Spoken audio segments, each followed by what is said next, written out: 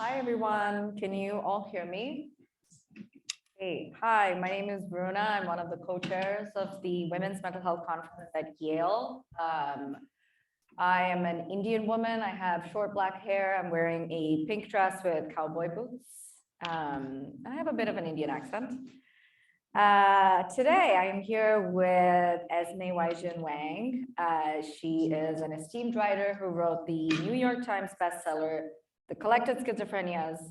And in this award-winning essay, she explores her schizophrenia diagnoses, living with chronic illness, and how ableism affects us all. And of course, the effect that art and spirituality can have on the psyche.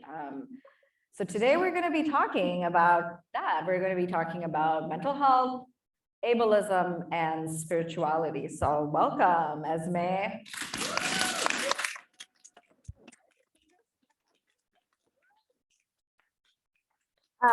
I want to kind of kick off the panel. I asked Esmé if she wanted to read a little excerpt from her book. So yeah. Okay, so I'm just going to read a tiny bit from one of my essays called "Yale Will Not Save You," which is actually like one of the most taught essays from the book, like in high school and university. But it feels very strange to be reading it at Yale. So I'm just going to be reading this very small bit.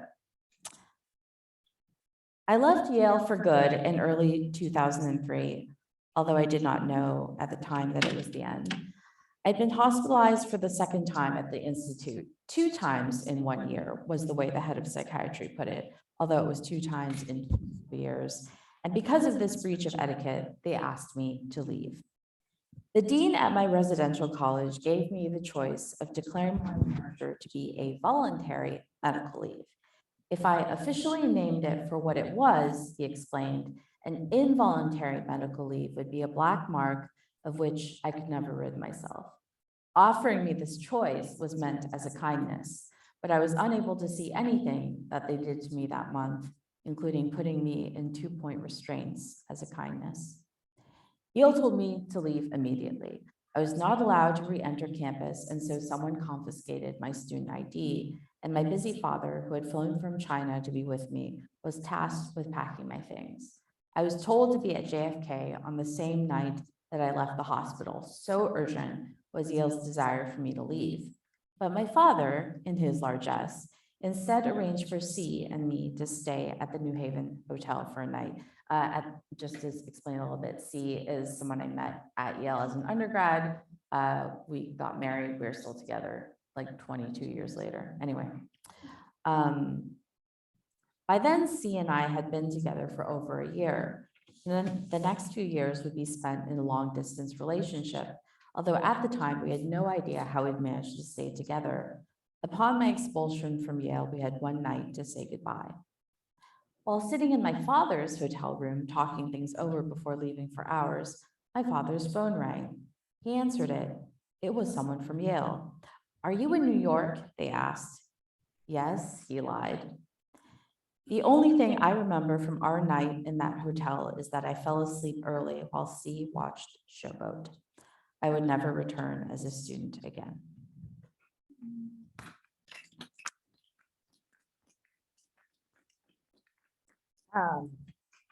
I love that you are back here at Yale and you just read that story to us. So thank you for that. I know you get this question a lot, but of course, now that you have kind of read that excerpt a little bit, but what prompted you to write your book, The Collected Schizophrenias? Yeah, so I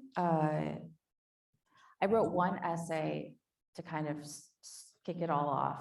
I had no intention of writing an entire book, but I had gone through this very intense psychotic episode during which I experienced something known as Guittard's delusion, which is a rare delusion in which the person believes that they are dead. So I wrote an essay called Perdition Days as I was experiencing it, which was a way of kind of processing things as I was going through that experience.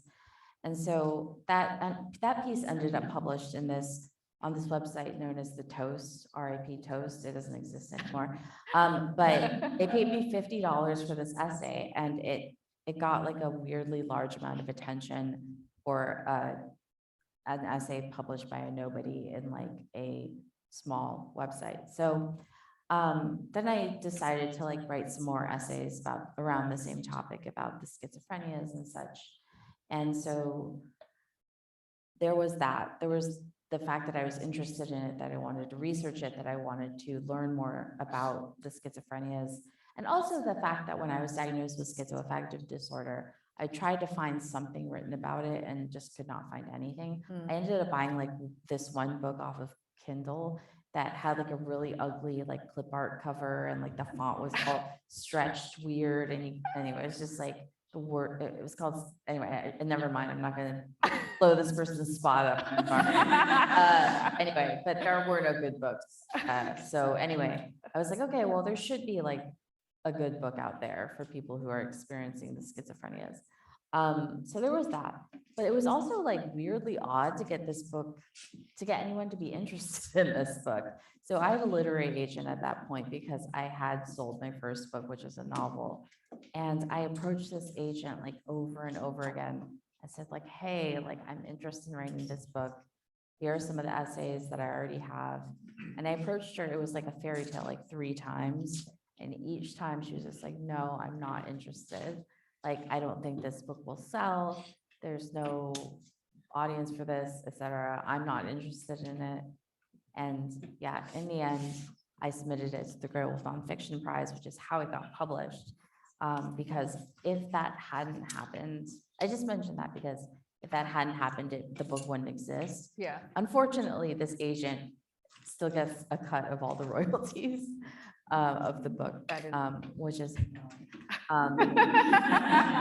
but yeah, that was kind of the initial impetus for the book. Wow, they're so wrong. I have 2 copies.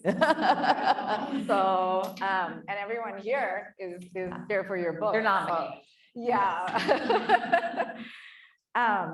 In the first chapter, and I loved each chapter, and I wish I could go through each chapter, but the way that I've structured this talk is I've taken some of the chapters that resonated with me and that I think would resonate with the audience. And as mental health professionals, a lot of us here are mental health professionals or have lived with mental illness or are advocating for someone with mental illness. Or all of the above. Oh, exactly. It doesn't exist in a silo. So in the first chapter, you speak about how much you needed to advocate for yourself when it came to your diagnosis of schizoaffective disorder. I think something that a lot of us can resonate with. I particularly love this line that you have is psychiatry emphasizes a clinician's judgment as the primary tool for diagnosis.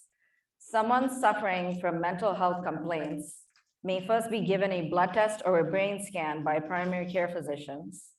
If those tests come back clean, it is the psychiatrist's role to ask questions intended to suss out whether the sick person qualifies for one of the hundreds of diagnoses delineated by the DSM, all of which rely on groups of symptoms and sites or self-reported patterns.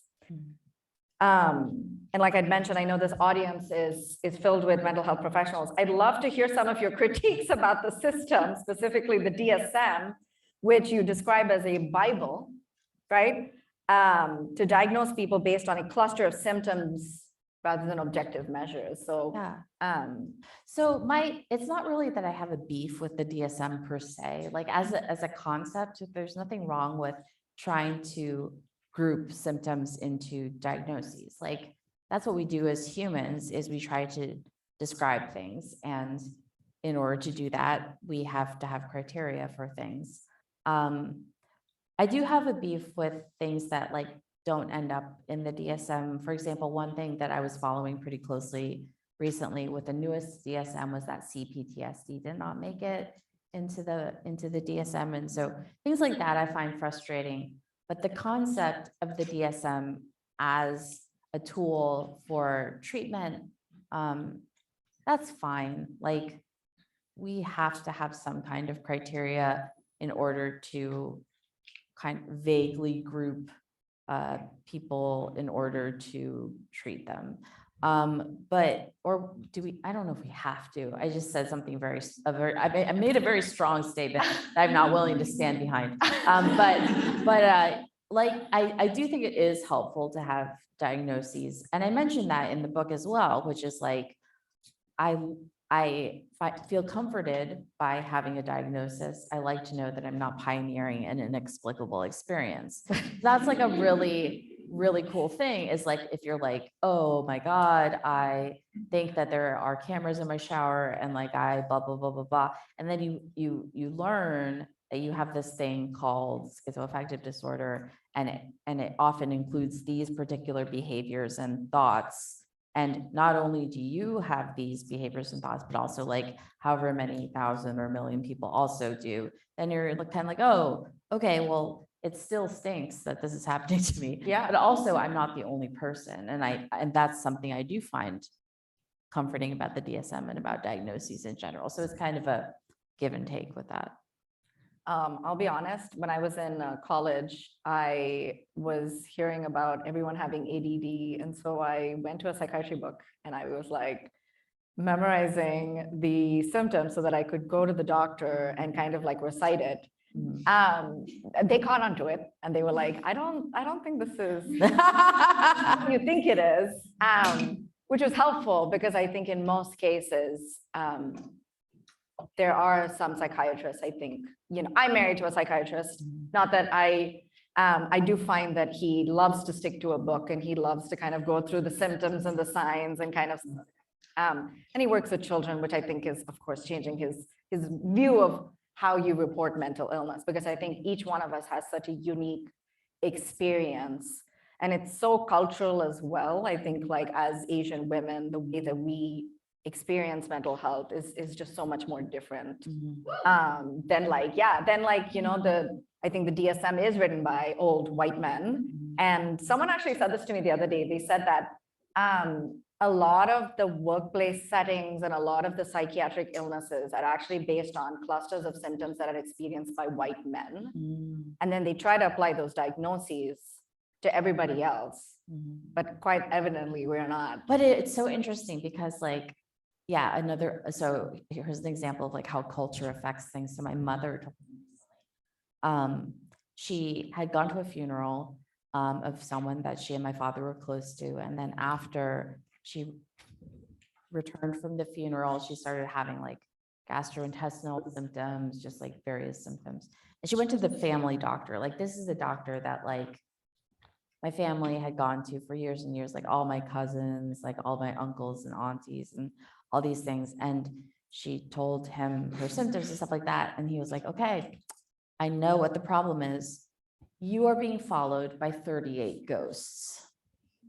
And it was so specific to like 38 ghosts, like not 36, not like 40, it was 38. And he was like, yeah, like, have you been to a funeral recently? She said, yes. He was like, okay, well, they followed you from the funeral. And then it turned out to be this whole thing where like, to help her, she needed to recite a number of the like sutras or the chants from like a Buddhist like book. Yeah. And then the doctor said like, okay, like spirit, like ghosts, like if she does this, will you promise to leave her alone and like not cause her this suffering? And she was like, yes. Then her symptoms completely abated. She went ahead and like did the like recitations every day for like hours. She even did some extra ones just for the benefit of the ghosts.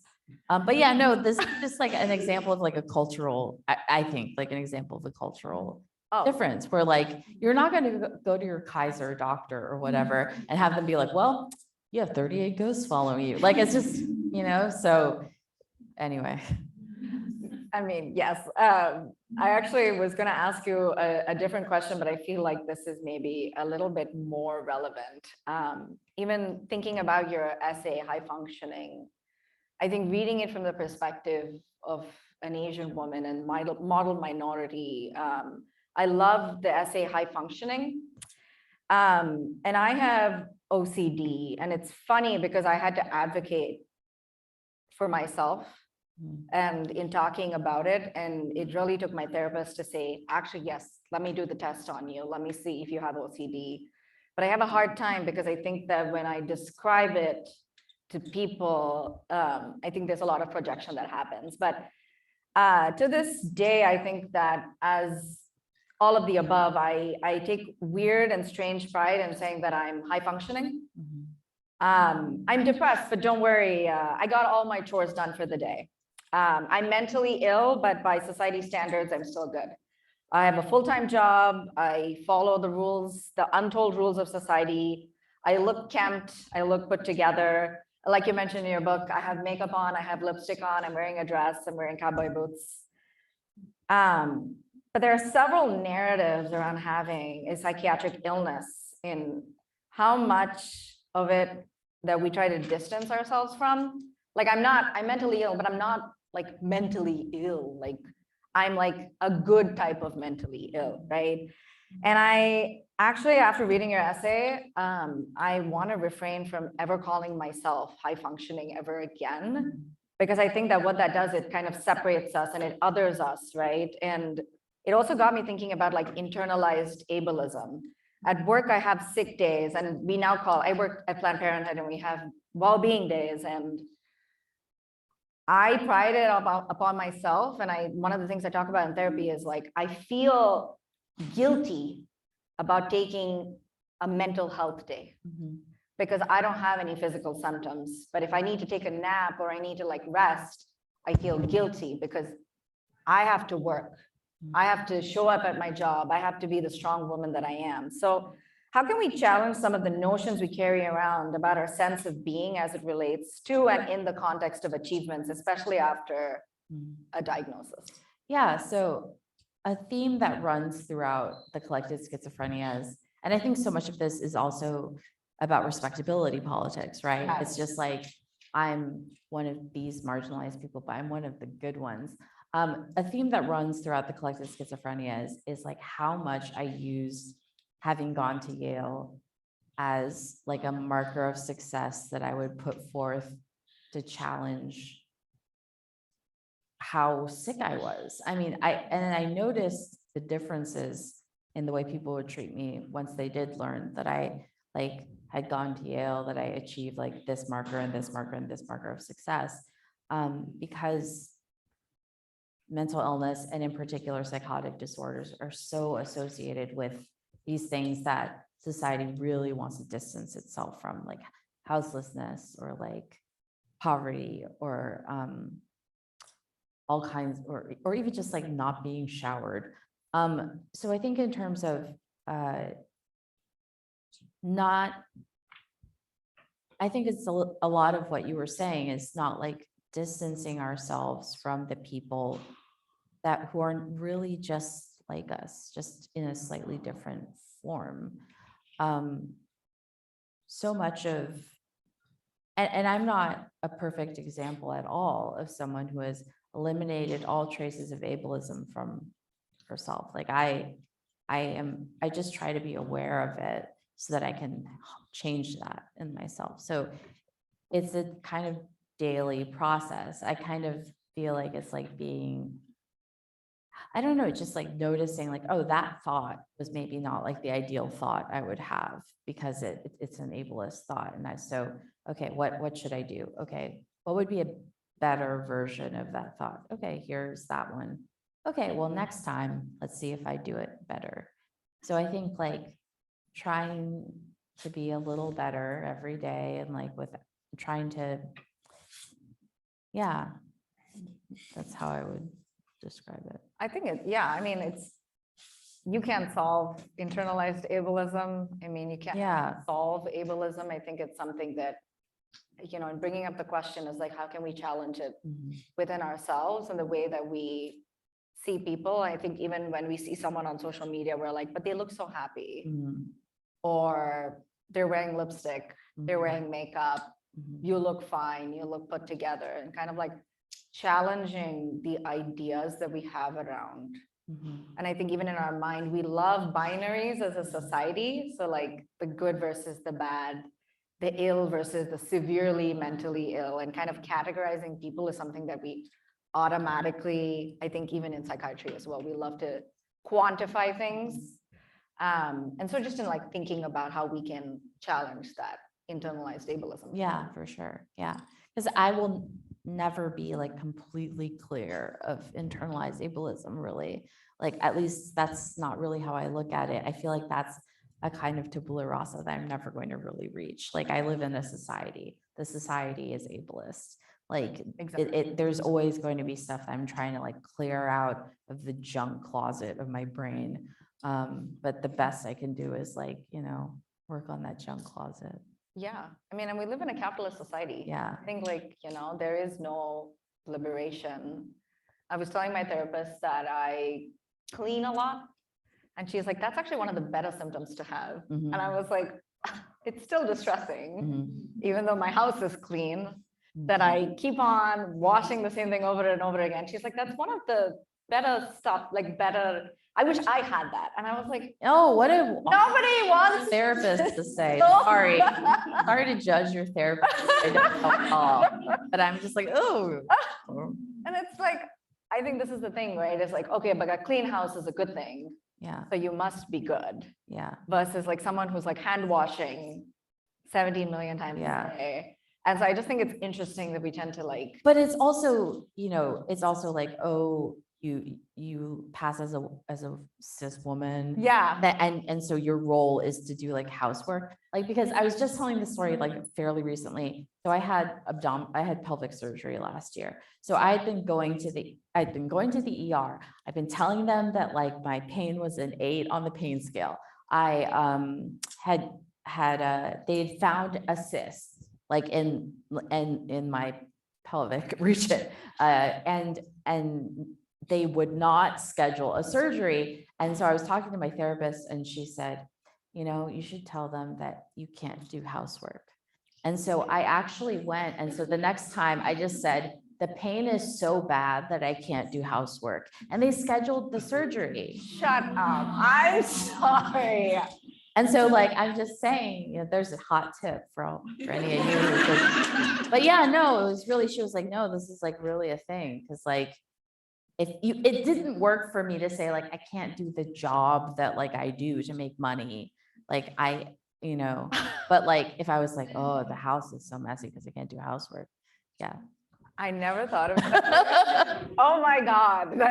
And it worked in the reverse too, because my husband has cancer. He was just diagnosed in February and he was very sick and was also not getting like the proper amount of attention. So I was like, okay, what's the opposite? What's the like cis male version of like, I can't do housework? So I actually drafted an email to his doctor that was like, I cannot function at my money-making job that I do as a breadwinner of my family. And that was the one that like got him in to do the blood test. So it like affects everyone. It really does. Anyways, horrifying. Now I know. Oh my God. Yeah. Because my husband, I think, is the one who's very much like, this cleaning is too much of this is a problem. Like you need to suss it out. But actually, thank you for telling me that I need to change therapists. Maybe that. In just kind of pivoting the conversation back to Yale and your essay. So Esmé and I actually had a very serendipitous meeting. We wanted to hire Esmé through her agency, but then the agency had quoted a really high price. And as you know, we're completely volunteer run and we raise all of the money here. None of us are paid, by the way. And so I had actually put out a call on my stories to see if we could get someone else. And guess who DM'd me? Esmé. Yeah. And she's like, I'm available. Like, okay, but your agent just said like that you were very busy and quoted this insanely high price and like, and then we got to talking and you have not been back to New Haven or Yale since you left Yale for good as an undergraduate. Yeah. So, okay, that's slightly not true, which is that I did come to my husband's 5-year reunion. So I came back in 2008. Okay. But I haven't been back since. Okay. Yes. Because I have it here that you were an undergraduate student in 2003. Yeah. And then you came back you haven't been back since 2008. Yes. Perfect. Okay, I got that right. But in your letter to the university's head of psychiatry, someone that we know, so this should be interesting. Yeah. You share your frustration about them refusing your readmittance, despite taking a leave of absence and working with your doctors to ensure that you were ready to return. After 20 years of advocating for students who suffer from mental illness, Yale University finally unveiled policies, that will allow students suffering from mental health problems to take time off without losing health insurance or facing a daunting application process for reinstatement. That is verbatim from their website. And you are one of the most outspoken voices out there on the treatment of students with mental illness on campus. I mean, being back here 20 years later, how does it feel? I was so happy when I found out that they were changing the policies. It was like,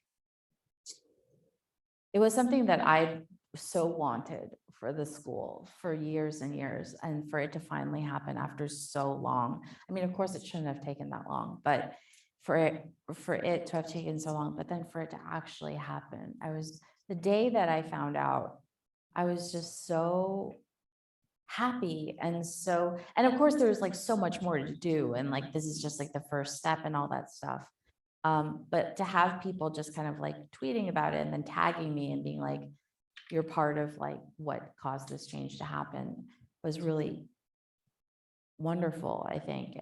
But in terms of like coming back, I think one of the things that I have always desired, even when I was an undergraduate, and hadn't been sent away, was just to like feel like I belonged here. Even when I came here in 2008 as my husband's partner, I didn't come as like an alum. I was just like his partner who came with him to his alumni reunion. So on the name tag that I got, I hand wrote under it JE05. Just because I wanted there to be some kind of signifier to be like, hey, I went here too. Like I also belonged here. But like, it was something that I really did not feel like and then especially because like, I'm not technically an alum, like I'm not mentioned in any of the documentation about the school and like people, writers who have graduated, et cetera, et cetera. And so it was really interesting to me to like be invited to come and do this, and then to start seeing like the Yale website, like out the YDN, like writing a thing about me, or like to have the like communications.yale.edu website, like have a thing about me under like the Pointer journalism thing. And I was just like, oh, okay, so now I'm like someone you want to recognize, whereas like I can so distinctly remember in 2003 when so-and-so called the head of psychiatry called, and said I couldn't come back, and I was just like sobbing, and my mom was like holding me because I was staying with my parents at my parents' house at the time. My mom was just holding me while I just like cried. We both just like cried and cried because I wasn't allowed back, and just how awful that was. So I came directly from the train station here. So like I haven't been around campus yet. And I do anticipate that I'll feel kind of weird and sad, but it is also, I jokingly call it my redemption arc. Yeah. But yeah, it is really lovely and bittersweet to be back. Yeah. I mean, welcome. This has been the welcome that we are, I mean,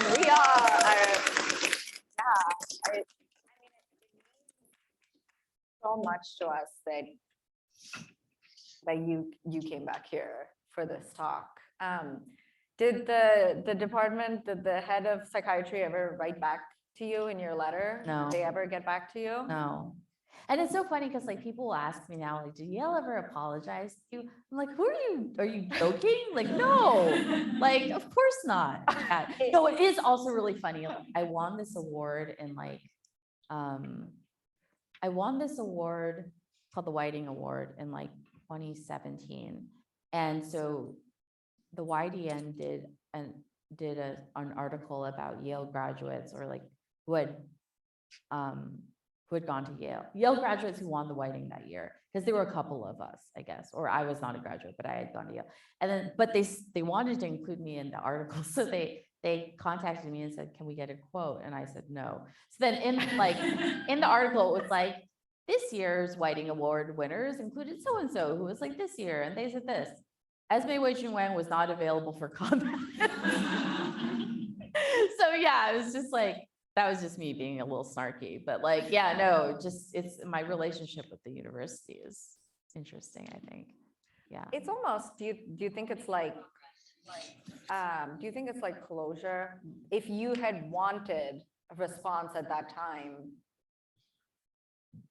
I mean, feel free to decline the question, because this is a little bit more impromptu, but Yeah. but I often think, like, you described it as a redemption arc, but like, I think this has happened to a couple of people here where we've been asked to leave our jobs or asked to leave university or like a relationship, right? And then we often think, like, when that person comes around or that opportunity comes back, like, what were you expecting from Yale? Like, what would have been the response that you wanted from Yale at that point? Like, oh, you mean at the point where I wrote the email that I, Yeah.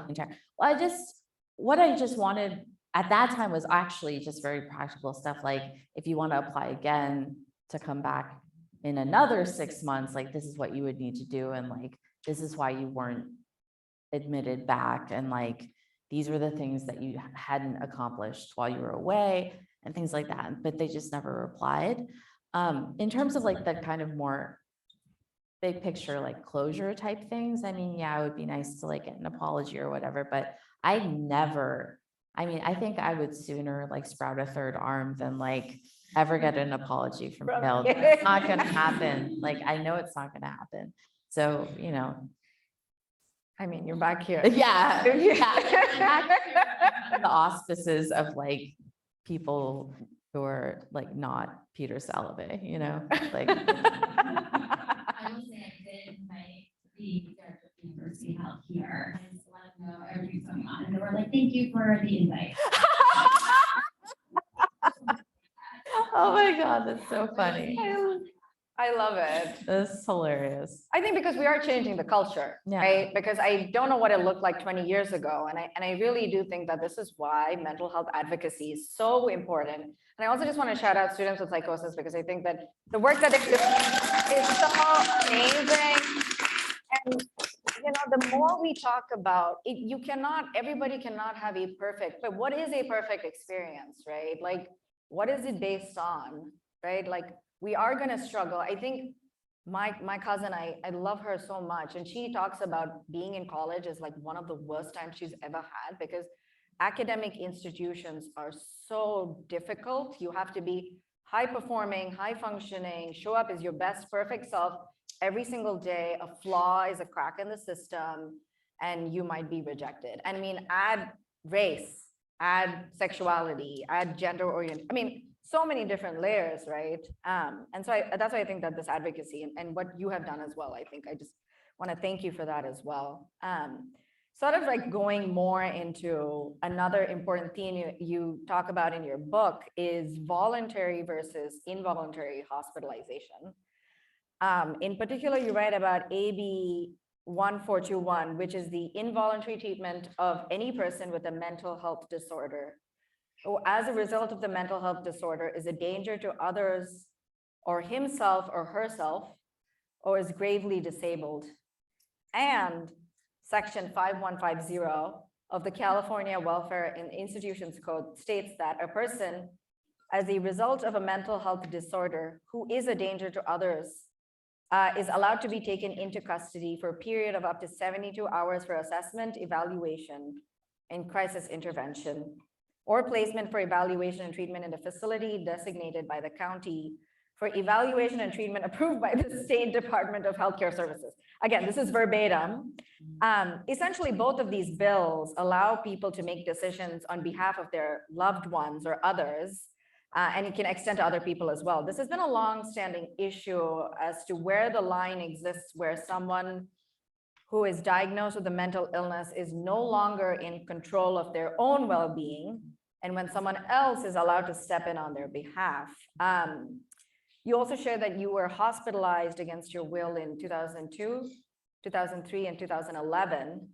And the records from your first involuntary inpatient psychiatric hospitalization stated that you had, quote, poor insight, unquote. Speaking to the audience in particular, can you speak to how we can build safer spaces for people with severe mental health issues? I also wanted to kind of like extend that to harm reduction techniques that families and people can employ instead of relying on carceral systems that only perpetuate more harm. And I know that's a loaded question. Yeah. Okay, I'll try to tackle that. So one thing I do want to say about the involuntary hospitalization or involuntary treatment thing, like forced medical like treatment or whatever, is that I do not think anyone is happy with it, really. Like the people who are being hospitalized are not happy with it. The people who are like hospitalizing their loved ones are not happy with it because it's like not long enough, or it's not like adequate, or people are getting hospitalized but then being like released after 10 days, because it's always 10 days for some reason, after 10 days without like a real plan, and then they just like are hospitalized again. Or they're like given medication that like zombifies them, and then therefore they go off all of their meds and all of this stuff. So I feel like it's not really in its current state really good for anybody. Like nobody is happy with it. The way that I was approaching involuntary hospitalization, though, in my book was very much how I wanted to approach basically everything I wrote about, which was that I didn't want to ever become like a talking head on CNN about psychotic disorders or about mental illness or whatever, because I jokingly say that I have no opinions, but that's not really true. It's just that like I like to know different sides of an argument, and I am interested in them because I can be swayed one way or another depending on how good the argument is. And so what I wanted to do with my book was not to be like somebody who came out as being like involuntary hospitalization sucks, and I'm going to show up on TV every time this comes up and talk about how much it sucks every time. Like what I wanted to do was say like, okay, here are the arguments for why involuntary hospitalization could be important and good, and here are some people who like have seen it as helpful and necessary, and here are some arguments for why involuntary hospitalization is difficult and bad. And you can decide what you think at the end of reading all of this stuff. And so in terms of involuntary hospitalization in particular, like I have been invited to join like kind of a think tank type thing to re-envision what some inpatient care for people with severe mental illness, particularly psychotic disorders, like what would that look like? Because it's not like internationally, it's not necessarily the way we do it here. There are different models in different countries that to me seem way more humane than the way we do it.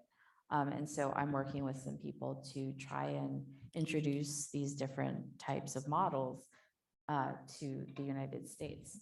But we're just like a couple of people, and like, this is only going to be like one kind of experimental place and like all this stuff. And I can't really talk about it too much right yet, but like, that's just an example, I mean, of like how difficult it is to approach these things, because like, yes, I state that like I do not think any of my involuntary hospitalizations helped me.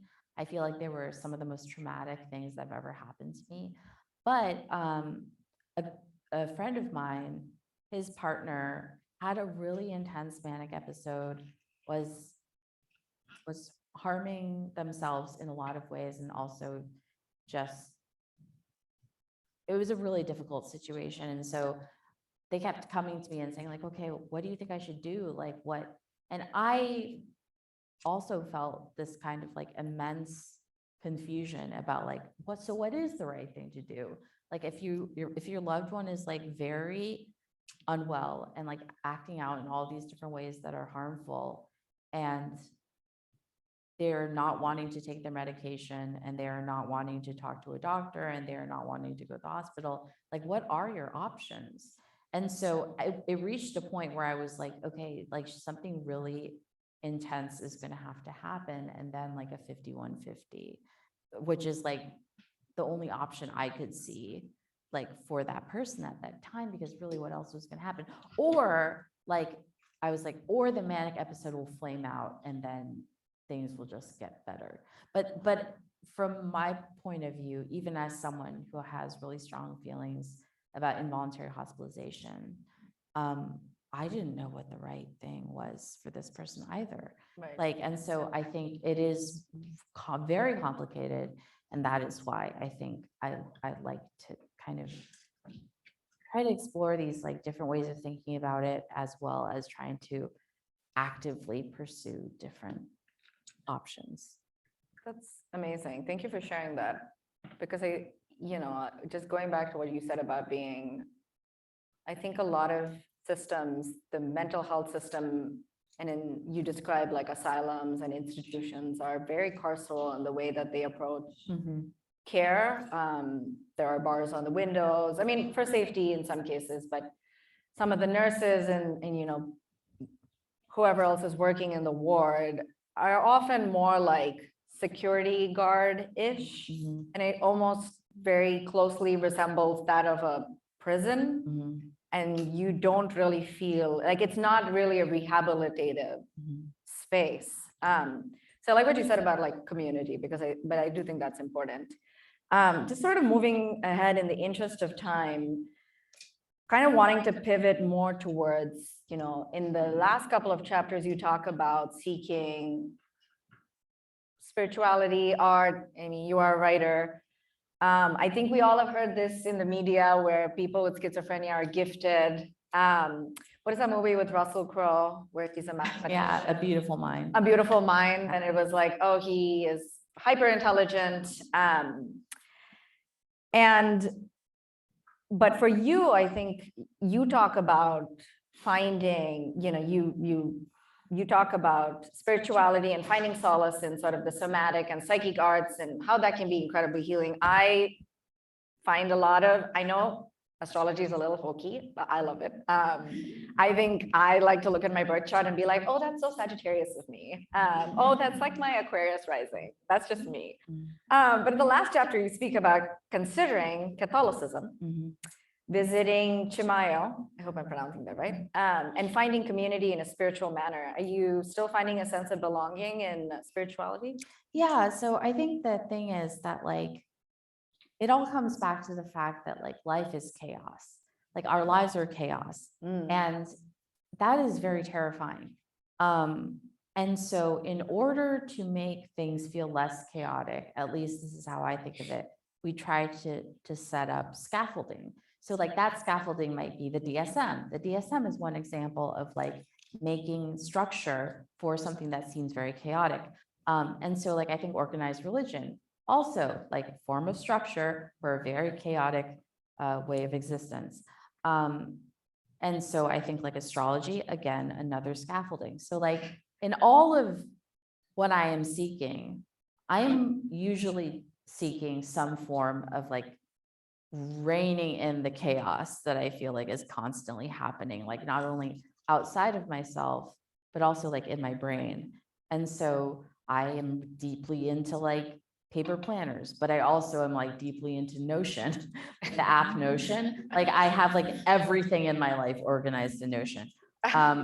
I love astrology. I am deeply into, like you said, like the psychic arts, but like I'm deeply interested in organized religion. Like so many of my closest friendships have been with people who were like Mormon or like evangelical or whatever, just like had some kind of like very strict system that they lived within. And I think that just in general, I'm interested in people who do have these scaffoldings because things feel so out of control for me so much of the time. And that's kind of the bigger picture way of looking at it. Yeah. I love that. I do want to open it up to questions, but before that, I want to ask you a bunch of rapid fire questions. Okay. For funds. You used to be a fashion blogger and you're very fashionable. Can you explain to us what you're wearing right now? Okay, so these are from Birdies. They're like lined with like fake fur, so my feet are always really cozy. Love They it. have built-in wedge. The suede is waterproof. Very fashion. Great for a day to like today. This is made by the Hill House company that makes the nap dress. But like the nap dress is like so good for like people out of the pandemic, like the quarantine life, where you're like, I want to be comfy, but I also want to look reasonable. So that's what the snap dress thing is. This necklace I got secondhand. It's like a Christian Siriano necklace. Ooh. Actually makes really amazing costume jewelry for like not that expensive. But I find it's like a nice statement piece, right? To like kind of jazz up an all black ensemble. And I did bring some blazers on this trip just because I was like doing a couple of speaking things. But I liked this one because it's silk, which is, I try to have all my big goal is to have all of my clothes either be silk, silk velvet or chiffon. Like that's my big goal in life. Forget about like literary stuff or whatever, real big goal. And so like, this is a silk blazer that I love because it's like kind of thin instead of like the way that blazers can be kind of like puffy and like you feel like a Tom Wamsgans. So I like that I can like roll up the sleeves to this blazer. Yeah, but that's basically it. Wait, I think. And I love the glasses. Oh yes, and these are my signature glasses. They have claws on the sides. So yeah. I love it. Obsessed. So, thank you. What are you reading right now? So I just finished reading this book by Jennifer Dubois. It's coming out in October called The Last Language, and it's really interesting. It's a story about a woman who becomes interested in assisted communication for autistic people. And she falls in love with the person that she's doing this for. Oh, it's facilitated communication. Sorry, that's what it was called. And facilitated communication is very controversial. Anyway, yeah, it's a really interesting novel. What is it called again? The Last Language. The Last Language? Yeah. Okay. What are you listening to right now? Any podcasts? I love podcasts. My favorite thing to do is to listen to podcasts that are recaps of things, even if I don't watch the stuff. So like, for example, I do listen to Succession recap podcasts, and I'm a big Succession head. But I also weirdly like know so much about the Bachelor universe and like all the lore of the Bachelor, even though I don't watch the Bachelor or the Bachelor or Bachelor in Paradise, because I listen to so many recap podcasts about it. I know so much. You could be like, tell us all about Chris Soules. And I'd be like, well, like, or like, tell us about Courtney Robertson, the biggest villain in all of Bachelor. Oh my. And I'll just be like, well, yeah. So, and it's all because like I listen to these podcasts about, because like I don't care that much. I don't care enough to like actually watch the thing. I would rather just like learn about it in a podcast. Oh my God, that's what I do on Wikipedia when I want to watch the show. I go, but I'll spend hours reading. Yeah. My husband is like, you might as well watch the show. Yeah. Because you're reading it. Somehow that's not as fun. It's not as fun. Yeah. I get to build a story in my head, right? Anyway, okay, my last question is, so what are you working on right now? Right now, nothing. So I have a novel was supposed to come out like next year. It's on hold right now because of my husband's cancer diagnosis. So right now I'm like working on taking care of him. Not a very sexy answer, but yeah, no, I also am working on the Unexpected Shape Writing Academy, which is the online writing school that I created for people living with limitations. But yeah, mostly these days has been like cancer life. So that's what that is mostly. Sending you a lot of love. Thank you. There. Yeah. All right, I want to open it up to questions. I think we have a couple of minutes, so maybe we can take 1 or 2 questions before we close it out for the book signing. So just like feel free to raise your hand and we can pass a mic.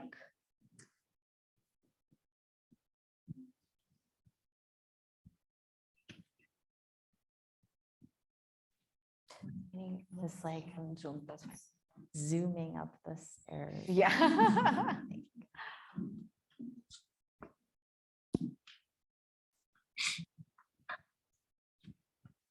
Testing, 1, 2, 3. Right. First, I want to say thank you so much for the talk. It was very insightful. A question I have is, I'm right now with students from the nonprofit Students with Psychosis. So what message do you have for students who are experiencing psychosis and might be struggling with similar issues that you had with Yale, with the pushback on wanting to take a mental health leave? Wait, sorry, what was the last point? Pushback and then. If a student is experiencing some pushback from their university on wanting to take a mental health leave and then having a difficult time returning back to the university, what advice would you have for them? Yeah. So on like a very bureaucratic level, I don't particularly have any great insight into like how to best negotiate like a return to a university or a mental health leave. Just like on the very like personal side, I would say, I wish I could have told my younger self, and this I feel like can extend throughout, regardless of what like the bureaucracy is at any given time. I wish I could have told my younger self that like your entire identity is not tied up in being a Yale student. And that like I did not realize at the time. And I remember I was reading about, was there a student who killed herself here? Yeah. And I remember like reading in an article that mentioned how I believe she like her identity was really tied up in being a Yalie. And the idea of not being able to come back was really, really hard for her. And I think that can often happen is like, especially because of the whole respectability politics thing and the idea of like, at least, or like, I might be crazy, but at least I go to this fancy school. Like, I think the idea of tying up your identity with anything, but especially a university that can like make decisions on a whim without your input is something to avoid. And like to remember all the things about you that are not the university, like you're really good at karaoke and like you love blueberry pie and and you help old ladies cross the street or whatever. Just like all these things that are about you that are not about being a university student. Yeah, that would be my like non-bureaucratic advice. Other people can give like better, like you should negotiate with this person and like talk to your dean and do this and this. Like other people know that kind of stuff better than I do, but that's what I would say for the other stuff.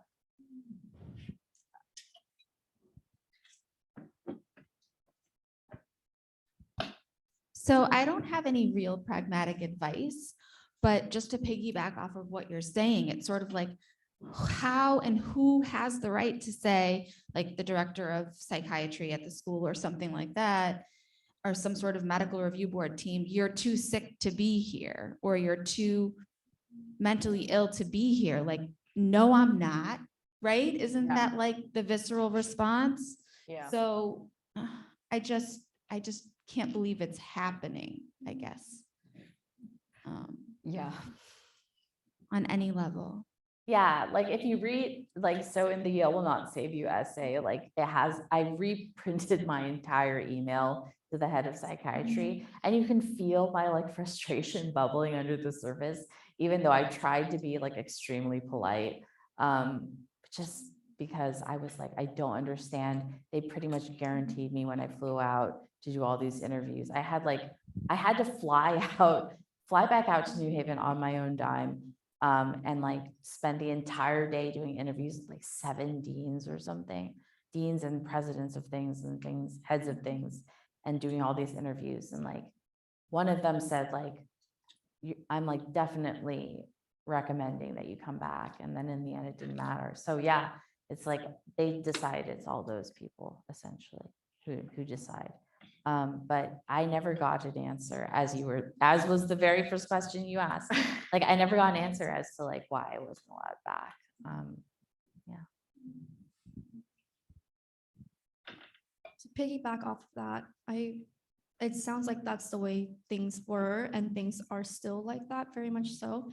Do you have any advice on how really passionate young people who are struggling with this right now might be able to hopefully change the way things are for the future? Yeah, I think one thing would be to find other students who feel the same way you do, because there is strength in numbers. Yeah. And this school is more likely to listen to like a bunch of students who are really passionate about one thing and want to change things. And rather than one person who is like writing an email to the head of psychiatry is saying, what the hell is your problem?